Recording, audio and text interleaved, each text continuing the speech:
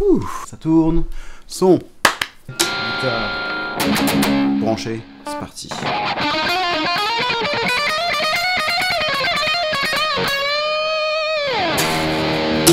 Aujourd'hui les gars, on fait un cours sur Slash. Alors je me suis dit pour l'occasion, ce serait cool de se trouver un petit chapeau haute forme, histoire d'avoir la classe comme Slash.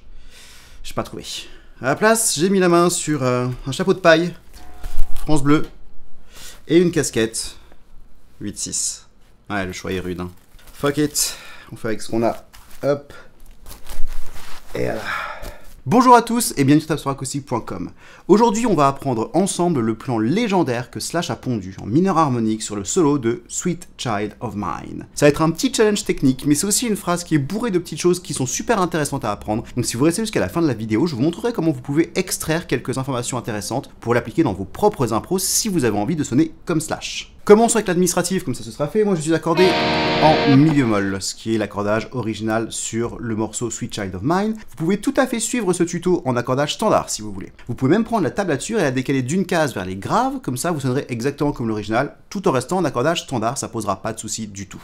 En parlant de tablature, elle est disponible dans la description, vous y trouverez un lien pour télécharger la tablature au format Guitar Pro, au format PDF si vous souhaitez l'imprimer, et aussi la petite backing track que je vais utiliser un peu plus tard dans cette vidéo pour vous montrer comment ça sonne tout ça. Vous y trouverez aussi un petit lien vers les cours de guitare que je donne en visio, si jamais vous avez besoin d'un accompagnement un petit peu plus personnalisé. Maintenant que ça c'est fait, on peut tout de suite attaquer le début de la phrase, qui commence facilement avec deux petites notes sur la corde de sol, case 8 et 9. On va jouer avec le majeur et l'annulaire pour anticiper le doigté suivant. Et moi je vais faire un aller-retour à la main droite, bas, haut, avec du palm mute, parce que c'est ce que Slash fait. On joue ces deux doubles croches sur le et du 4, c'est-à-dire sur la toute fin de la mesure, avant d'arriver sur le temps 1 de la mesure suivante, où on va vraiment commencer la phrase, avec notre première formule très intéressante. On va faire un petit 7-8-7 sur la corde de Si, qui va donc être index, majeur, index, en hammer-on pull-off. On fait juste un coup vers le bas, et après c'est du legato. Ensuite on revient jouer la case 9, corde de Sol, avec l'annulaire, puis la case 7, à nouveau, corde de Si. Là j'ai bien fait bas, haut, après le petit triolet de double, pour que ça fasse ta-da-da-ta-ta. Faites bien gaffe à ce rythme. Vous voulez pas rusher le petit hammer-on pull-off au début, sinon vous allez décaler tout le reste de votre phrase et ça ne sonnera pas bien du tout. On veut bien rester sur un ta-da-da-ta-ta-ta-da-da-ta-ta-ta-da-da-ta-ta. Juste après ça, on va réveiller un petit peu le petit doigt pour venir jouer la case 10, corde de Si, qu'on va glisser vers la case 12. Et là, on arrive à la première vraie grosse difficulté de cette phrase.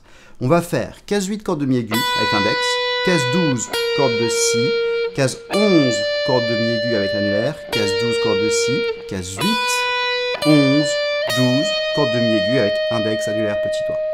Dit comme ça paraît pas si difficile que ça. On a en fait une espèce de note pédale dans la case 12, corde de Si, et qu'on alterne avec la case 8 et 11, corde de Mi aigu. Mais la difficulté de ce passage-là réside dans la vitesse. On est à environ 126-128 à la noire, en double croche. C'est rapide. Alors faites bien attention à travailler lentement le fait d'avoir une bonne articulation, de bien détacher vos notes, parce que c'est ça qu'on va vouloir jouer plus vite. À nouveau, on est en double croche tout le long, faut pas non plus rusher le slide au début, bien rester régulier, de façon à ce qu'on arrive sur le temps 4 de la mesure avec le petit doigt en case 12 là. Ensuite, on continue notre montée, on glisse de la case 12 vers la case 14 avec le petit doigt, on revient sur la case 11, 12, 14 avec index majeur, petit doigt, qu'on glisse à nouveau vers la case 15, puis 12, 14, 15, avec index, annulaire, petit doigt. À nouveau, double croche tout le long. Vous voulez pas rusher les slides, faut bien rester sur les doubles croches, ta, ta, ta, ta, ta, ta, ta, ta, ta. Bien respecter l'aller-retour aussi. Donc lorsque vous avez un slide, vous faites un coup vers le haut dans le vide en fait. Vous faites bas, haut, pas joué, bas, haut, pas joué, bas, haut, bas. Tout ceci afin de toujours avoir le coup vers le bas qui tombe sur le temps et sur les et. Très important pour rester en rythme et que ça sonne bien. Maintenant qu'on est tout en haut, il n'y a plus qu'une chose à faire, c'est redescendre. Donc on repart à la case 15, on repart en sens inverse, 15, 14, 12, petit doigt, annulaire, index. Puis ensuite on va jouer la case 15, corde de Si. Puis de nouveau la case 14, corde de Mi aigu, case 11, corde de Mi aigu, et on revient sur la case 12, corde de Mi aigu. Je vais jouer la case 11 et 12 avec l'index. C'est pas un slide ici, c'est juste je joue l'une puis l'autre. Donc ça nous fait 15, 14, 12, 15, 14, 11, 12. Une fois qu'on arrive sur cette case 12, corde de Mi aigu, on retrouve la formule qu'on avait au tout début, avec le hammer-on pull-off sur un triolet de double. Là, cette fois-ci, c'est case 12, 14 avec index, annulaire, index. Puis ensuite, case 15, corde de Si, et de nouveau la case 12, corde demi-aiguë. Si vous avez déjà bien réussi la première version, alors il n'y a aucune difficulté supplémentaire ici. Une fois qu'on est arrivé ici, on va finir avec la phrase signature de Slash. On va commencer par faire un bend d'un ton sur la case 15, ce qui nous amène en fait sur ce Mi. Alors techniquement c'est un Mi bémol parce que je suis un mi-ton en dessous. Je vais redescendre ce bend, faire un pull-off vers la case 12 ici, et réattaquer le bend d'un ton. Les trois premières notes sont jouées sur un triolet double, ta ta ta ta. Et on arrive ici sur le premier temps de la mesure suivante pour vraiment bien conclure ce solo. Donc toute cette descente, ça nous fait...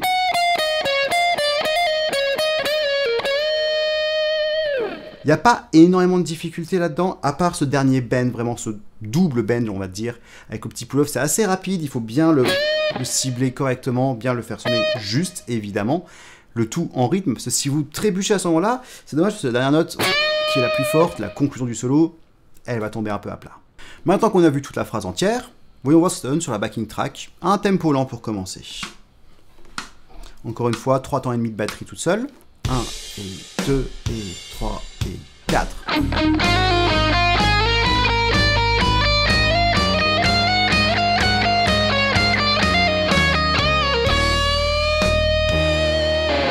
À ce tempo-là, vous ne devriez pas avoir énormément de difficultés. C'est plus une question de mémorisation et de faire les choses dans le bon ordre, de ne pas vous tromper dans les réponses des coups de mi-hauteur, de ne pas vous tromper de doigté, toutes ces petites choses-là. Mais on va maintenant passer à un tempo un peu plus élevé, on va voir que là, ça se complique. 1, 2, 3 et 4.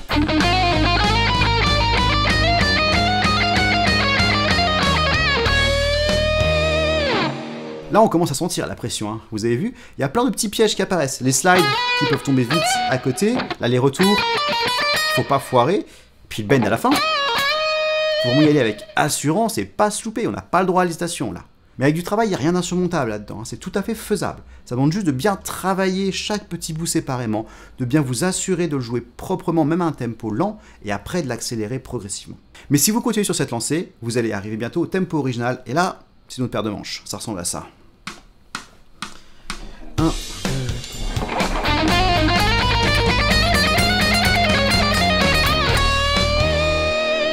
Ouais, là c'est autre chose, hein. Là, ça devient vraiment un challenge. Si vous arrivez au tempo d'avant et que vous n'arrivez pas à ce tempo-là, rassurez-vous, c'est normal. Ça demande pas mal de pratique et d'entraînement pour arriver à le faire vite et bien. C'est pas insurmontable non plus, hein. Si moi je peux le faire, n'importe qui peut le faire. Mais ça demandera probablement beaucoup d'entraînement. Par chance, il n'y a pas besoin de l'apprendre en entier au tempo original pour en retirer quelque chose. Déjà, l'apprendre tout court, quel que soit le tempo auquel vous arrivez à la passer, c'est déjà un bon exercice et vous allez en apprendre beaucoup.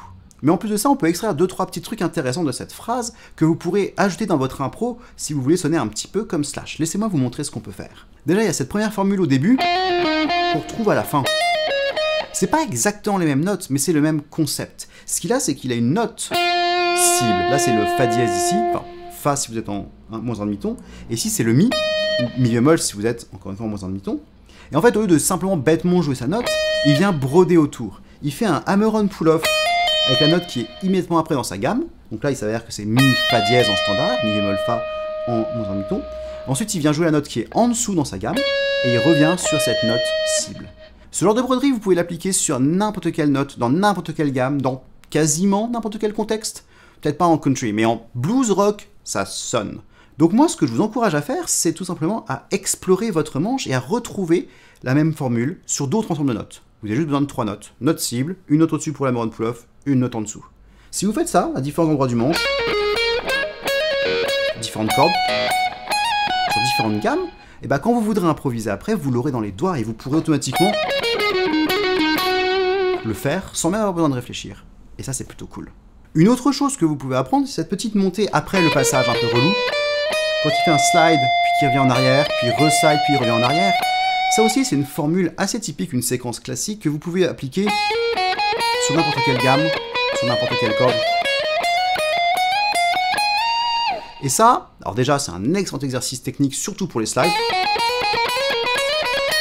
si vous le faites vite. Mais en plus, c'est un bon moyen de traverser votre gamme sur une seule corde, sans avoir besoin de suivre une position. Dans une vraie impro, vous n'allez probablement pas le faire sur la corde complète, mais c'est un bon exercice pour l'avoir dans les doigts à nouveau, et comme ça, vous pourrez l'appliquer n'importe quand. Après tout, Slash le fait, alors pourquoi pas vous? La dernière corde que vous pouvez ajouter à votre arc, c'est la fin de la phrase, le petit... cette espèce de on bend, on repart, mais on y retourne quand même de plus fort. Ça, c'est typique de Slash, c'est typique du rock des années 80, 90, et ça sonne à mort. Et c'est pas difficile de comprendre pourquoi. Ce qu'il veut faire, en fait, Slash, c'est jouer cette note. Hein. Mais s'il faisait juste ça, bah, ça fait une fin un peu bateau, quoi. On vient d'avoir une phrase absolument épique, et on finit juste sur un mi bémol, bof, quoi. Du coup, attaquer avec un bend, c'est déjà le minimum vital, quoi. Ça sonnerait déjà beaucoup mieux. Mais Slash, ça lui suffit pas. Lui, il joue avec des bollocks, quoi. Il va en foutre plein la tronche aux gens, donc... On fait bend, on repart, et on y retourne de plus belle. C'est vraiment une excellente façon d'accentuer une note à la fin et de finir sur vraiment un point culminant. La difficulté de ce petit mini-plan, c'est que ça repose entièrement sur le bend. Sans ça, c'est un peu bof. Mais du coup, si vous devez faire ça sur un bend d'un ton et demi, c'est possible. Mais rapidement, ça devient un peu risqué. Ou si vous deviez le faire ici, le doigté s'y prêterait pas très bien. Il n'y a qu'un ensemble limité d'endroits sur le manche où on peut faire ça avec conviction. Donc moi, ce que je vous encourage à faire, c'est à prendre vos pentas, étudiez-les et retrouvez les endroits où vous arrivez à le faire proprement. Mémorisez-les, travaillez-les, apprenez-les par cœur. Comme ça, quand vous improviserez, vous saurez que, à n'importe quel moment, vous pouvez faire ce move à la Slash, super cool. Et voilà, 3 petits trucs que vous pouvez extraire de cette phrase et ajouter dans votre jeu de soliste. Ça, c'est super important comme travail à faire. Parce que apprendre des phrases par cœur, c'est cool, mais savoir les réutiliser, les recycler et les ajouter à votre propre jeu, c'est encore plus important si vous voulez apprendre à improviser. On arrive maintenant à la fin de ce cours. Moi, c'était Max, j'espère que ça vous aura plu, d'autant que c'est un peu une première, cette vidéo sur cette chaîne YouTube. J'avais jamais vraiment fait de cours comme ça où je décortiquais un solo ou un bout de solo. Alors n'hésitez pas à me dire ce que vous en pensez. Dites-moi ce que vous avez aimé, dites-moi ce que vous n'avez pas aimé, dites-moi ce que vous aimeriez voir dans le futur dans cette même veine, et on verra ce qu'on fera après avec ça. Bien évidemment, vous pouvez aussi en profiter pour vous abonner, mettre un petit pouce, cliquer sur la petite cloche, et laisser des commentaires pour d'autres raisons aussi. Moi, je suis toujours à l'écoute de vos suggestions. Moi, je vais vous laisser. J'espère que je vous verrai très bientôt sur tabsuracoustique.com pour d'autres cours de guitare en vidéo, parce que croyez-moi, il y a plein d'autres plans de Slash qui sont super intéressants à étudier. Et je vais enfin pouvoir me débarrasser de ce chapeau ridicule. À la prochaine.